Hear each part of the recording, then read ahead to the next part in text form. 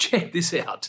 I'm exploring with ChatGPT and I just asked it to write me a TikTok script outlining the 3 ways to increase sales. And here it is. It's come up with the 3 ways that you can increase sales. And it starts off by saying, hey, TikTok, it's your business coach here that I'm going to share with you 3 ways to increase your sales. Then it says, cut to a whiteboard a piece of paper with 3 ways to increase sales written on it. It goes on to say, first, focus on your target audience. Identify who your ideal customer is.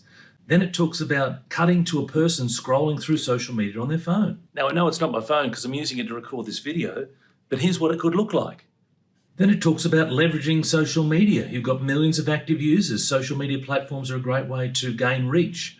Lastly, it talks about getting a person to walk into a store. I'm not in a store, but I'm in my office, so this will have to do. Point number 3, it talks about providing amazing customer service, which is why it asks someone to walk into a store. So whilst that's not exactly what I would say for my own social media posts, it's pretty close.